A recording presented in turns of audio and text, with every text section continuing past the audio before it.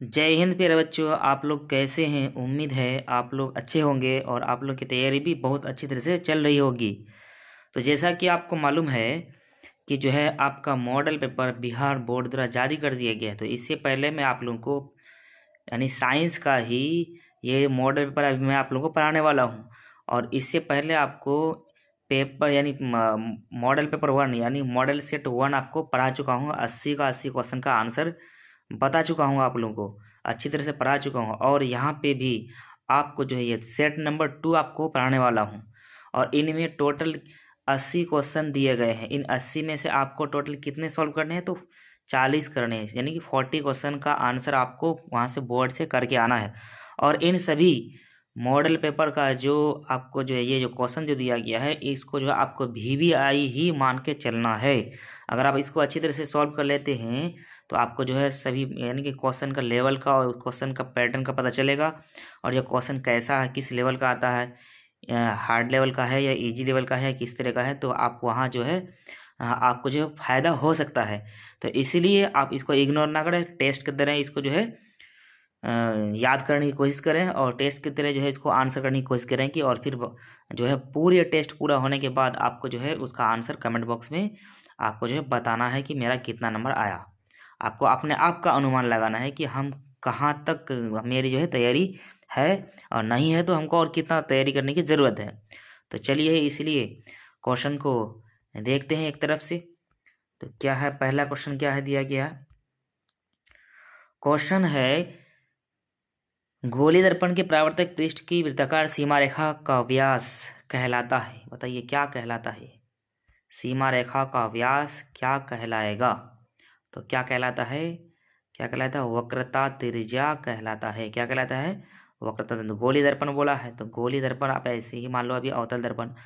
और उसका बोला है कि सीमा रेखा का व्यास, तो सीमा रेखा का व्यास बोला है तो ये वाला हो जाएगा। यहाँ पे ये वाला हो जाएगा, तो ये क्या हो जाएगा? ये वक्रता त्रिज्या हो जाएगा आपका ये।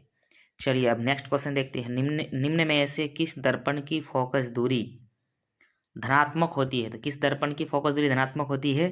तो उत्तल दर्पण की फोकस दूरी धनात्मक होती है। तो ये तो इजी क्वेश्चन लग रहा है, तो इसका मतलब है कि बोर्ड में भी आपका क्वेश्चन जो है आसान आसान जाने वाला है। तो आप लोग अच्छी तरह से क्वेश्चन को देख लीजिए। किस वर्ण या रंग का तरंगदैर्घ्य सबसे बड़ा है? सबसे बड़ा किसका होगा? तो आपका जो है कौन सा रंग का हो जाएगा? लाल रंग का हो जाएगा। कौन सा रंग का हो जाएगा? ऑप्शन नंबर ए, लाल रंग का हो जाएगा। किस वस्तु का प्रतिबिंब आँख के किसी वस्तु का प्रतिबिंब आँख के किस भाग पर पड़ता है? बताइए किस भाग पर पड़ता है? क्या हो जाएगा इसका आंसर? क्या हो जाएगा? तो रेटिना पर बनता है, यानी रेटिना पर पड़ता है।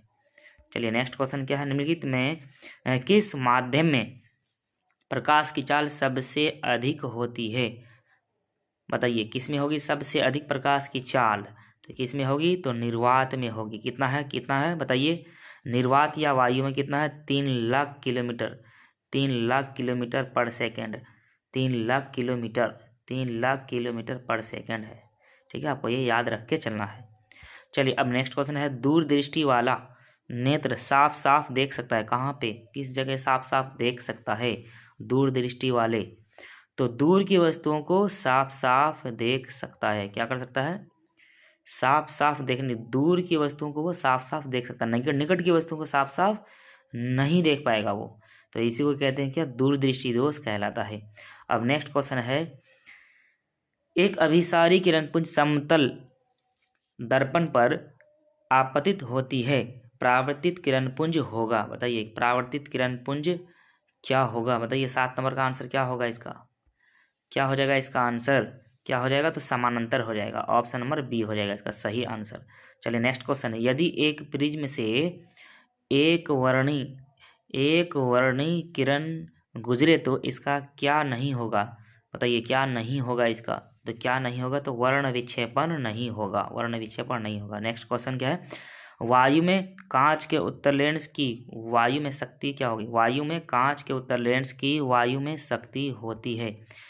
क्या होती है शक्ति? बताइए तो क्या होती है? तो धनात्मक होती है। क्या होती है? धनात्मक होती है।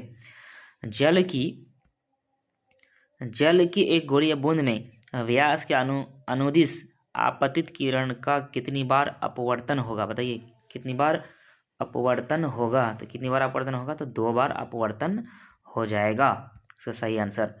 नेक्स्ट क्वेश्चन, स्विच लगाए जाते हैं, तो स्विच किस में लगाए जाते हैं, तो गर्म तार में लगाए जाते हैं। किस में लगाए जाते हैं, गर्म तार में लगाए जाते हैं। जूल कूलम क्या कहलाता है, बताइए। जूल कूलम, जूल बटे कूलम क्या कहलाता है, जूल बटे कूलम क्या कहलाएगा, तो ओम कहलाता है, यानी ओम बराबर जूल बटे कूलम होता है। नेक्स्ट क्वेश्चन, चुंबकीय क्षेत्र का ऐसे मात्रक क्या होगा, चुंबकीय क्षेत्र का ऐसे मात्रक क्या होता है, तो वेबर होता है। क्या होता है, वेबर होता है। नेक्स्ट क्वेश्चन, विद्युत घंटी विद्युत धारा के किस प्रभाव पर कार्य करती है, बताइए। किस प्रभाव पर कार्य करती है विद्युत घंटी, विद्युत धारा के किस प्रभाव पर, तो चुंबकीय प्रभाव पर कार्य करती है, चुंबकीय प्रभाव पर कार्य करती है। डायनेमो बदलता है, डायनेमो क्या करता है, तो विद्युत धारा को यांत्रिक ऊर्जा में बदलता है। डायनेमो विद्युत धारा, विद्युत ऊर्जा को क्या, डायनेमो, आपको डायनेमो क्या करता है, बदलता है किसमें, तो आपका जो है इसका सही आंसर है वो विद्युत ऊर्जा को यांत्रिक ऊर्जा में, नहीं ये तो आपका ये है आपका, इसका क्या हो जाएगा, यानी यांत्रिक ऊर्जा को विद्युत ऊर्जा में हो जाएगा, इसका आंसर यहाँ पे मिस्टेक था। तो यांत्रिक ऊर्जा को यानी मशीनी ऊर्जा को क्या करता है, वो विद्युत ऊर्जा में चेंजिंग कर देता है, तो यांत्रिक ऊर्जा को विद्युत ऊर्जा में करता है। तो ऑप्शन नंबर क्या हो जाएगा, बी हो जाएगा। नेक्स्ट क्वेश्चन है, चलिए अब क्वेश्चन नंबर आपका जो है 16 है आपका क्वेश्चन नंबर, अपवर्तनांक का रंग पर निर्भर करना कहलाता है, क्या कहलाता है, बताइए। तो क्या कहलाता है, तो अपवर्तन कहलाता है। क्या कहलाता है, अपवर्तन कहलाता है। एक मोटर कार के पारदर्शी दर्पण में बना प्रतिबिंब होता है, क्या होता है, तो वस्तु से क्या होगा, छोटा हो जाएगा, वस्तु से छोटा हो जाएगा। और ये जो पार्श्व दर्पण के लिए यूज होता है, यानी पीछे देखने के लिए साइड मिरर के रूप में जो इस्तेमाल होने वाला, जो उपयोग होने वाला जो आपका दर्पण होता है, उसको क्या कहते हैं, उत्तल दर्पण कहते हैं। क्या कहते हैं उसको, उत्तल दर्पण कहते हैं। आपको ये भी याद रखना है। तो ऑप्शन नंबर इसका ए हो जाएगा। एक विद्युत सेल से धारा प्राप्त करने पर इसके सिरों के विभवांतर का मान हो जाता है, कितना हो जाता है, बताइए। बताइए क्या होगा, तो इसका क्या आंसर हो जाएगा, विद्युत वाहक बल से कम, विद्युत वाहक बल से कम हो जाएगा। नेक्स्ट क्वेश्चन, एक अवतल दर्पण के ध्रुव एवं फोकस के ठीक मध्य स्थित के लिए आवर्धन होगा। आवर्धन क्या होगा, तो आवर्धन आपका ए नहीं होगा, आवर्धन आपका हो जाएगा 1/2 हो जाएगा। क्या हो जाएगा, 1/2 हो जाएगा। नेक्स्ट क्वेश्चन, जीवाश्म ईंधन के जलने से किनके ऑक्साइड उत्पन्न होते हैं, बताइए। किनके ऑक्साइड उत्पन्न होते हैं, जीवाश्म ईंधन अगर जलेगा तो किनके ऑक्साइड, तो सल्फर के ऑक्साइड, कार्बन के ऑक्साइड और नाइट्रोजन के ऑक्साइड, यानी इनमें से सभी। ऑप्शन नंबर डी इसका सही आंसर हो जाएगा। वैद्युत प्रतिरोधकता का एसआई मात्रक क्या होता है, वैद्युत प्रतिरोधकता का एसआई मात्रक क्या होता है, तो क्या होता है, तो ओम मीटर होता है। क्या होता है, ओम मीटर होता है। चुंबकीय फ्लक्स में परिवर्तन की दर का एसआई मात्रक होता है, बताइए। चुंबकीय फ्लक्स में परिवर्तन की दर का एसआई मात्रक है, क्या है, एसआई मात्रक क्या है, तो क्या है, वेबर है। क्या है, वेबर। ऑप्शन नंबर सी हो जाएगा इसका। समान माध्यम से प्रकाश गमन करता है, बताइए। प्रकाश गमन करता है तो सरल रेखा में करता है, किस में करता है, सरल रेखा में करता है। यदि एक प्रिज्म से एक वर्णीय किरण गुजरे तो इसका नहीं होता है, क्या नहीं होता है, बताइए। क्या नहीं होता है, तो वर्ण विक्षेपण नहीं होता है। क्या नहीं होता है, वर्ण विक्षेपण नहीं होता है। प्रत्येक इलेक्ट्रॉन पर ऋणात्मक आवेश होता है, कितना होता है ऋणात्मक आवेश, एक इलेक्ट्रॉन पर कितना आवेश होता है, तो आपका 1.6 इंटू 10⁻⁹ कूलम होता है, यानी ऑप्शन नंबर सी हो जाएगा इसका सही आंसर। एक घोल नीले लिटमस पत्र को लाल कर देता है, घोल का पीएच हो सकता है, बताइए। घोल का पीएच कितना हो सकता है, नीले लिटमस पत्र को लाल कर देगा, तो इसका मतलब है कि वो जो क्षारीय होगा, तो क्षारीय में क्या होता है, 7 से अधिक, 7 से अधिक। तो इसमें इस क्या हो जाएगा, 9 भी है, मगर इसका आंसर क्या हो जाएगा, तो 10 हो जाएगा। क्या हो जाएगा, 10 हो जाएगा। तो क्षारीय में आपका 7 से अधिक हो जाएगा। और यह अम्लीय विलयन का जो पीएच मान होता है 7 से कम होता है, और उदासीन विलयन का पीएच मान कितना होता है, तो 7 होता है। ये आपको याद रख के चलना है। और आपको पूछ ले अगर कि पानी का पीएच मान, जल का पीएच मान कितना होता है जल का पीएच मान कितना होता है, तो 7 होता है, यानी जल उदासीन होता है। लोहे की परमाणु संख्या है, बताइए लोहे की परमाणु संख्या कितनी है, तो ये 26। आपको परमाणु संख्या भी आपको कितना से कितना याद रख के जाना है, तो आपको 1 से 30 तक आपको याद करके चलना है। इसमें से कोई भी आपको उठा के दे सकता है। तो तत्वों की परमाणु संख्या भी आपको 30 तक याद करके रखना है एकदम। इसे 1-2 नंबर तो आना ही आना है, क्योंकि 1 नंबर ये आ जाएगा आपका। और जो है फिर वहाँ पे आपके क्या पूछ सकता है कि बाह्य सेल में इलेक्ट्रॉन की संख्या पूछेगा, तो वहाँ पे भी आपको परमाणु संख्या की ज़रूरत पड़ जाती है। इसलिए आपको 1 से 30 तक आपको याद करके रखना है। यहाँ से आपका 2 नंबर फाइनली आना ही एकदम है। सल्फर परमाणु की भामद कक्षा में इलेक्ट्रॉन की संख्या का वितरण होती है, बताइए। अब सल्फर का बाह्य सेल में कितना इलेक्ट्रॉन, सल्फर का अब देखिए यहीं पे आपका पूछा जा रहा है। परमाणु संख्या याद बताइए पहले आप। परमाणु संख्या पहले आप क्या होगा इसका, सल्फर का क्या हो जाएगा, सल्फर का आपका जो है परमाणु संख्या जो होगा, सल्फर का 16 होता है। तो सल्फर का 16 अगर होता है तो आपका जो है पहला कक्षा में कितना हो जाएगा, पहला कक्षा में तो 2 ही होता है अंदर वाले में। और उसके बाद 8 चलेगा अष्टक सिद्धांत पूरा करने के लिए। तो 2 8 10 और 6 16। तो आपका कितना पकड़ा जा रहा है बाह्य सेल में, बाह्यतम सेल में कितना है 6 है। तो यहाँ पे आप देख लीजिए 6 कहाँ पे है, तो यहाँ पे है। ऑप्शन नंबर सी आपका सही आंसर हो जाएगा। एल्युमिनियम पर मोटी ऑक्साइड की परत बनाने की प्रक्रिया क्या कहलाती है, तो क्या कहलाती है, एनोडियम। अल्युमिनियम के बर्तन पर अगर उसके ऊपर एक ऑक्साइड जम जाता है, यानी ऑक्सीजन के ऑक्साइड उसमें जम जाता है, उस ऑक्साइड को क्या कहेंगे, तो क्या कहेंगे, उसको एनोडीकरण कहते हैं। क्या कहते हैं, एनोडीकरण कहते हैं। बताइए कौन सा कार्बन यौगिक सबसे अधिक अभिक्रियाशील है, कौन सा कार्बन यौगिक सबसे अधिक अभिक्रियाशील है, बताइए क्या होगा इसका आंसर। तो क्या हो जाएगा इसका आंसर आपका, ये ऑप्शन नंबर सी हो जाएगा, C2H4 हो जाएगा इसका option number C. Next question, विरंजक चूर्ण का रासायनिक सूत्र है, ये तो मोस्ट VVI क्वेश्चन है, मोस्ट VVI क्वेश्चन है ये, आपको ये याद रख के चलना है। बताइए तो विरंजक चूर्ण क्या होता है, CaOCl2 होता है, क्या होता है CaOCl2, ऑप्शन नंबर बी हो जाएगा।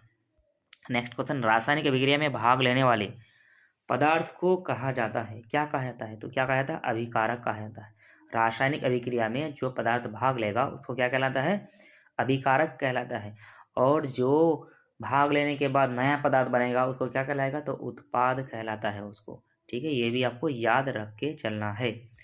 टूथपेस्ट होता है, टूथपेस्ट कैसा होता है, तो क्षारीय होता है, क्योंकि हमारे मुंह में अम्ल होता है, अम्ल को दूर करने के लिए क्षारीय चीज मिलाया गया है उसमें टूथपेस्ट में, जिसकी वजह से क्या होता है, अम्ल क्या होता है, उदासीन हो जाता है। अम्ल और क्षार दोनों अगर मिलेगा तो क्या बना देगा, क्षार को, यानी कि उसको क्या कर देगा, उदासीन, अम्ल को उदासीन कर देगा।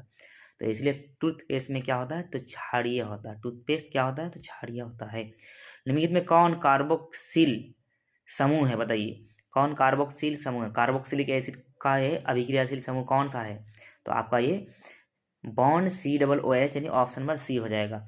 तो इसमें से अभिक्रियाशील समूह भी आपको पूछ लेता है, तो आपको याद रखना है कि कौन किसका है। ये आपका ऑप्शन नंबर ए में जो दिया हुआ है CHO, बॉन्ड CHO किसका है, ये एल्डिहाइड का है, ये किसका है, एल्डिहाइड का। और बी में जो दिया गया है CO किसका है, तो कीटोन का है। और ये ऑक्सीजन है तो O डबल बॉन्ड O है, तो इसका मतलब ईथर का है। ये आपको ये अभिक्रियाशील समूह भी आपको याद करके रखना है, क्योंकि यहाँ से 1 नंबर आना ही आना है। अब नेक्स्ट क्वेश्चन, निम्नलिखित में से किसके कारण अम्ल वर्षा होती है, तो किसके कारण अम्ल वर्षा होती है, तो सल्फर डाई ऑक्साइड के कारण अम्ल वर्षा होती है। अब चलिए क्वेश्चन नंबर 36 में निकेल की परमाणु संख्या, देखिए आपको पूछा जा रहा है, वहाँ पे आपको जो है आयरन का पूछा गया था या निकेल का पूछा है। निकेल का कितना होता है परमाणु संख्या, तो 26 होता है, कितना होता है 26।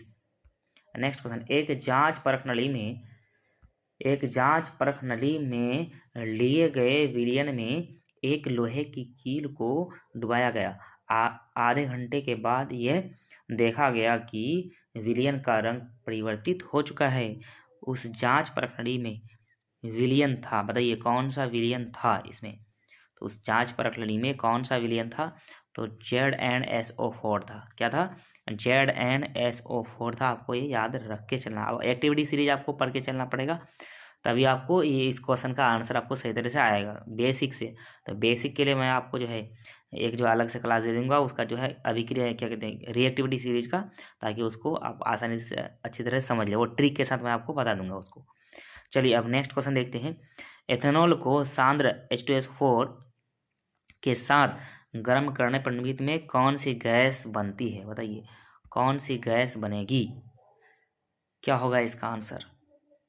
क्या हो जाएगा इसका आंसर?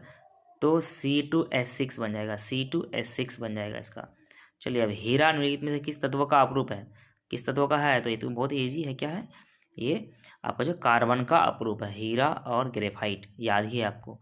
नेक्स्ट क्वेश्चन, 1 ग्राम सोने से कितना लंबा तार खींचा जा सकता है या बनाया जा सकता है? कितना लंबा तार खींचा जा सकता है? तो 2 किलोमीटर खींचा जा सकता है तार। नेक्स्ट क्वेश्चन, निम्नलिखित यौगिकों में कौन जल में विलेय है? बताइए कौन जल में विलेय है? तो ग्लूकोज जल में विलेय है। कौन है? ग्लूकोज। निम्नलिखित में कौन अम्लगम है? तो अम्लगम, अम्लगम उसको कहलाता है जिसमें जो है और सब तत्वों के साथ, यानी उसके साथ एकदम नेसेसरी है कि आपको जो है पारा मिला हुआ होना चाहिए, तभी उसको अम्लगम कहलाएगा। तो अब यहीं पे है आपका ऑप्शन नंबर डी में पारा, Hg मिला हुआ है सोडियम के साथ, तो आपका यही क्या हो जाएगा? अम्लगम हो जाएगा। एथिलीन का आयुपेसी नाम है? बताइए एथिलीन जो फल पकाने वाला हार्मोन है, ये क्या करता है? फलों को पकाने वाला हार्मोन है एथिलीन। तो एथिलीन का आयुपेसी नाम क्या है? बताइए इसका आयुपेसी नाम क्या है उसका? तो आपका इथीन है। क्या है? इथीन को याद रख के चलना है। ऑप्शन नंबर बी हो गया। ब्यूटेनॉन का अनुसूत्र C4H8O है, इसका क्रियाशील समूह है ब्यूटेनॉन। ब्यूटेनॉन बोला गया तो इसका मतलब कीटोनिक होगा। क्या हो जाएगा? कीटोनिक हो जाएगा इसका आंसर। कीटोन है ये, तो कीटोनिक हो गया ये। अब नेक्स्ट क्वेश्चन, एल्काइन में 2 कार्बन परमाणु के बीच कितने सहसंयोजक बंधन होते हैं? एल्काइन बोला है तो एल्काइन में कितना होता है? तो 3 होता है कार्बन कार्बन परमाणु, यानी कार्बन कार्बन के बीच कितना यानी कि बॉन्ड होगा? तो आपका 3 बंधन हो जाएगा। अगर आपका जो है एल्कीन अगर पूछता तो एल्कीन का क्या हो जाता है? कार्बन कार्बन परमाणु के बीच द्विबंध होता। अगर एल्केन पूछता तो कार्बन कार्बन के बीच सिंगल बॉन्ड हो जाता आपका। ये भी आपको याद रख के चलना है। और एल्केन एल्काइन और एल्केन एल्किन और एल्काइन का फॉर्मूला भी आपको याद रख के चलना है। ठीक है। अब नेक्स्ट क्वेश्चन, सिनेबार किस धातु का अयस्क है? सिनेबार किस धातु का अयस्क है? तो किस धातु का है? तो पारा का है। यह भी आपको याद रखना है, पारा का है। नेक्स्ट क्वेश्चन, सल्फाइड अयस्क का सांद्रण निम्नलिखित में किस विधि द्वारा होता है? तो किस विधि द्वारा होता है? तो किस विधि द्वारा होता है? फेन उत्प्लावन विधि द्वारा होता है। किसके द्वारा? तो सल्फाइड अयस्क का सांद्रण फेन उत्प्लावन विधि द्वारा होता है। अब नेक्स्ट क्वेश्चन, जल के वैद्युत अपघटन में कैथोड पर कौन सी गैस मुक्त होती है? तो जल का अगर वैद्युत अपघटन होगा तो कैथोड पर कौन सी गैस जो है मुक्त हो जाएगी? कौन सी गैस हो जाएगी? तो हाइड्रोजन गैस मुक्त हो जाएगी। कौन सी गैस? तो हाइड्रोजन गैस मुक्त हो जाएगी। निम्नलिखित में कौन सा तत्व सबसे अधिक अधात्वीय गुण वाला है? अधात्वीय गुण वाला है कौन सा तत्व? बताइए क्या होगा इसका आंसर? क्या हो जाएगा? तो सी हो जाएगा, यानी ऑप्शन ए हो जाएगा ऑप्शन नंबर। और जो है इसका क्या हो जाएगा? क्लोरीन हो जाएगा। तत्वों में सबसे अधिक धात्वीय गुण वाला क्या बोला? अधात्वीय गुण वाला बोला है। अधात्वीय गुण प्रबल होना चाहिए, तो कौन सा किसका है? तो क्लोरीन का है। अब नेक्स्ट क्वेश्चन देखते हैं, नीला तथा यानी तुतिया का रासायनिक सूत्र क्या होता है? तुतिया का रासायनिक सूत्र क्या होता है? बताइए क्या हो जाएगा तुतिया का रासायनिक सूत्र? तो CuSO4 इंटू 5H2O हो जाएगा। CuSO4 इंटू 5H2O हो जाएगा इसका तुतिया या नीला तोता का। प्रदूषण मुक्त ऊर्जा स्रोत है? बताइए पवन ऊर्जा, सौर ऊर्जा, जल विद्युत ऊर्जा, कौन सा हो जाएगा? तो क्या हो जाएगा इसका? सभी, इनमें से सभी हो जाएगा। पवन ऊर्जा भी है, सौर ऊर्जा भी है और जल विद्युत ऊर्जा, इनमें सभी में क्या होता है? यानी कि प्रदूषण मुक्त होता है, प्रदूषण नहीं फैलाता है। चलिए अब नेक्स्ट क्वेश्चन देखते हैं, निम्नलिखित में किस हाइड्रोकार्बन में कार्बन परमाणु के बीच 3 आबंध क्या होता है? एल्काइन में होता है। जब एल्काइन में होता है तो अब आपको एल्काइन पकड़ना है, इनमें से कौन है एल्काइन? बताइए तो इनमें से कौन है? तो C3H4 है। क्या है? C3H4 आपका जो है एल्काइन है। ऑप्शन नंबर बी हो जाएगा इसका सही आंसर। अब नेक्स्ट क्वेश्चन देखिए, निम्नलिखित में कौन सा यौगिक एरोमेटिक यौगिक है? एरोमेटिक यौगिक है, बताइए एरोमेटिक यौगिक कौन है? तो एरोमेटिक यौगिक आपका जो है यहाँ पे कौन सा हो जाएगा? तो बेंजीन हो जाएगा। ये एरोमेटिक यौगिक है, option number D. Next question, उच्च वसीय अम्लों के सोडियम लवण कहलाता है, क्या कहलाता है बताइए, क्या कहलाएगा? तो क्या कहलाता है? तो साबुन कहलाता है। क्या कहलाता है? साबुन कहलाता है। एक कक्षा में इलेक्ट्रॉन की अधिकतम संख्या होती है, बताइए कौन सा फॉर्मूला होगा? तो आपको 9th क्लास में ही ये जो है पढ़ाया जाता है। बताइए क्या होगा इसका फॉर्मूला, क्या हो जाएगा? तो 2n² द्वारा दिखाया जाता है। अगर 1 होगा तो उसकी जगह में आप बैठा दीजिए 2 × 1 का स्क्वायर। पहली कक्षा में ये यही है, तो पहली कक्षा में यही 2 इलेक्ट्रॉन होता है, फिर दूसरी कक्षा में 8 होता है। आप इस तरह से आपको फॉर्मूला निकाला जाता है, यानी फॉर्मूले से जो है आंसर निकाल सकते हैं आप उसका, कितना इलेक्ट्रॉन है। साइटोन का आकार होता है, बताइए साइटोन का आकार कैसा होता है? साइटोन का आकार कैसा होता है बताइए, कैसा होता है? तो गोलाकार होता है। साइटोन का आकार कैसा होता है? तो गोलाकार होता है। निम्नलिखित में कौन एक पादप हार्मोन नहीं है? निम्नलिखित में कौन एक पादप हार्मोन नहीं है? तो इनमें से पादप हार्मोन कौन कौन है? तो एथिलीन है, ऑक्सीन है और साइटोकाइनिन। ऑक्सीटोसिन नहीं है, ऑक्सीटोसिन नहीं है पादप हार्मोन, ये ऑक्सीटोसिन नहीं है पादप हार्मोन। ठीक है, तो आपका यही आंसर हो जाएगा। यूरिया रक्त में कहाँ प्रवेश करता है? यूरिया रक्त में कहाँ प्रवेश करता है बताइए, तो कहाँ प्रवेश करता है यूरिया? यूरिया कहाँ प्रवेश करता है? तो यकृत में प्रवेश करता है। कहाँ पे? यकृत, यानी लीवर में प्रवेश करता है। कहाँ पे? लीवर में प्रवेश करता है। अब नेक्स्ट क्वेश्चन देखते हैं। नेक्स्ट क्वेश्चन आपका हो जाएगा 58 59 हो जाएगा। 59 आपका हो जाएगा क्या है कि निम्नलिखित में कौन किसी पारिस्थितिक तंत्र का एक जैव घटक हो सकता है? बताइए जैव घटक यानी जिंदा जैव घटक, तो बताइए कौन सा हो जाएगा जैव घटक?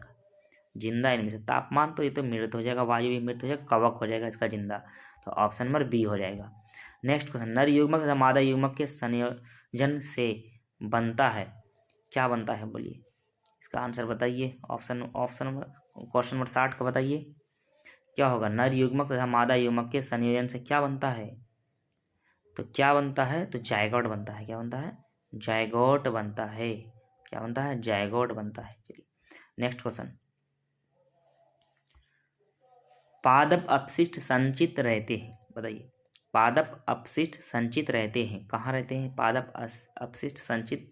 तो कोशिकीय रिक्तिकाओं में, पत्तियों में, छाल में, तो इनमें से सभी हो जाएगा। ऑप्शन नंबर डी हो जाएगा इसका सही आंसर।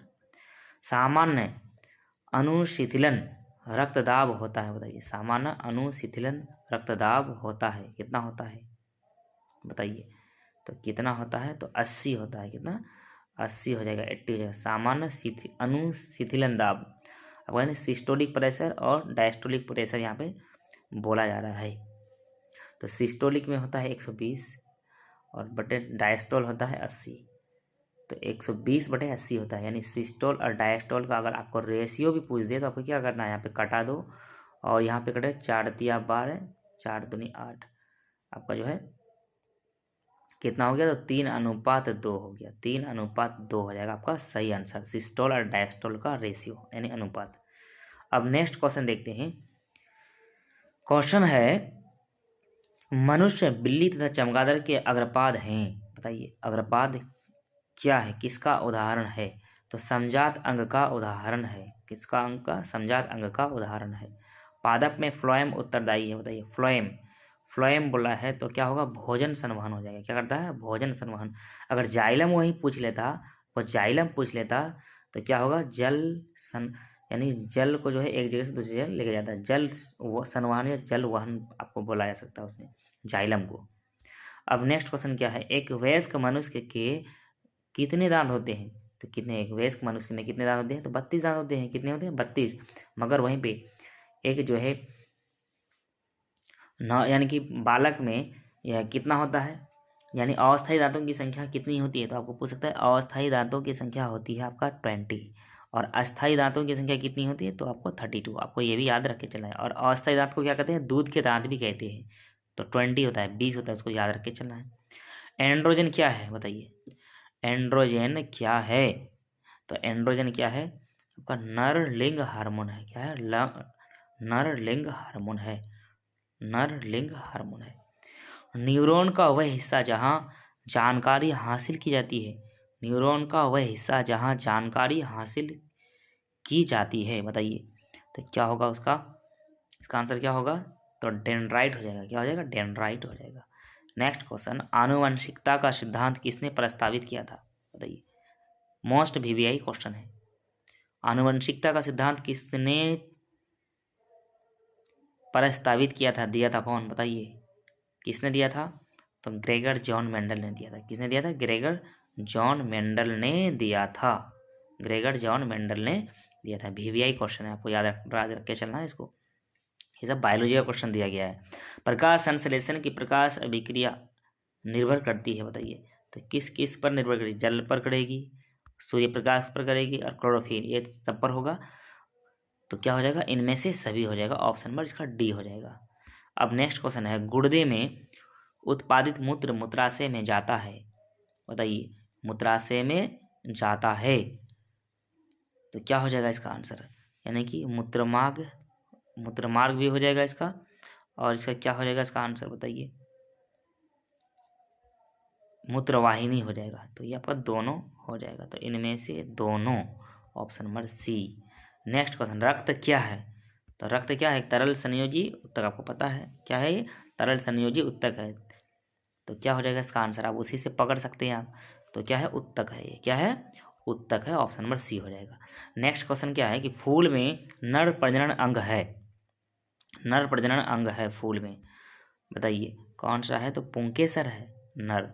वर्तिका, वर्तिका अंडा से क्या है, मादा है ये, मादा प्रजनन अंग है फूल में ये। द ओरिजिन ऑफ स्पीसीज, इसके यानी किसके द्वारा लिखी गई थी, क्वेश्चन थोड़ा मिस्टेक है। तो द ओरिजिन ऑफ स्पीसीज नामक पुस्तक के लेखक कौन है, इस तरह का क्वेश्चन हो सकता है। बताइए क्या होगा इसका आंसर, तो क्या हो जाएगा, चार्ल्स डार्विन। क्या हो जाएगा, चार्ल्स डार्विन ने लिखा था द ओरिजिन ऑफ स्पीसीज। और ये क्या है, ये वीवीआई क्वेश्चन है, तो ये सब याद रख के चलना है। नेक्स्ट क्वेश्चन, मानव आहार नाल का सबसे लंबा भाग है। तो आपका लंबा लिखना था, संभा लिख दिया यहाँ पे, तो लंबा भाग है। बताइए मानव आहार नाल का सबसे लंबा भाग कौन सा है, तो कौन सा है, कौन सा है बताइए। तो क्या हो जाएगा, छोटी आंत हो जाएगा। क्या हो जाएगा, छोटी आंत हो जाएगा। क्या हो जाएगा, छोटी आंत। निम्न में से कौन मादा प्रजनन तंत्र का भाग नहीं है, मादा प्रजनन तंत्र का भाग नहीं है, बताइए क्या होगा इसका आंसर। निम्नलिखित में कौन मादा प्रजनन तंत्र का भाग नहीं है, बोला है कौन सा भाग नहीं है मादा प्रजनन तंत्र का, तो गर्भाशय तो हो जाएगा, अंडाशय भी होगा मादा प्रजनन, डिंबवाहिनी भी होगा, मगर शुक्रवाहिका नहीं होगा। क्या, शुक्रवाहिका पुरुष में होता है, पुरुष में होता है। क्या है इसका आंसर, शुक्रवाहिका हो जाएगा, यानी ऑप्शन नंबर बी हो जाएगा इसका। नेक्स्ट क्वेश्चन, किस जीव में हीमोग्लोबिन नहीं होता है। बताइए किस जीव में, कौन सा जीव है कि उसमें हीमोग्लोबिन होता ही नहीं है, बताइए किस में नहीं होता है, तो किस में नहीं होता है, तो किस में नहीं होता है, मक्खी में नहीं होता है। किस में नहीं होता है, मक्खी में हीमोग्लोबिन नहीं होता है। मनुष्य में श्वेत रक्त कोशिकाओं की जीवन अवधि कितनी होती है, श्वेत रक्त कणिकाओं का जीवन काल कितना होता है, बताइए श्वेत रक्त कणिकाओं का जीवन काल कितना होता है, तो कितना होता है, कितना होता है, 20 दिन, यानी 12 से 20 दिन बोला है। कितना, 12 से 20 दिन का होता है। और श्वेत रक्त कणिकाओं को क्या बोला था, यह जो है प्रतिरक्षित तंत्र को जो है मजबूत बनाता है और साथ साथ ये सैनिक के समान कार्य करता है। ये भी आपको याद रख के चलना है, यानी WBC, व्हाइट ब्लड सेल या कॉर्पोसल्स भी बोल सकते हैं आप इसको। प्रसिद्ध पुस्तक द माइक्रोग्राफिया किनके द्वारा लिखी गई थी, द माइक्रोग्राफिया किनके द्वारा लिखी गई थी, तो किनके द्वारा लिखी गई थी, तो रॉबर्ट हुक के द्वारा लिखी गई थी, रॉबर्ट हुक के द्वारा लिखी गई थी।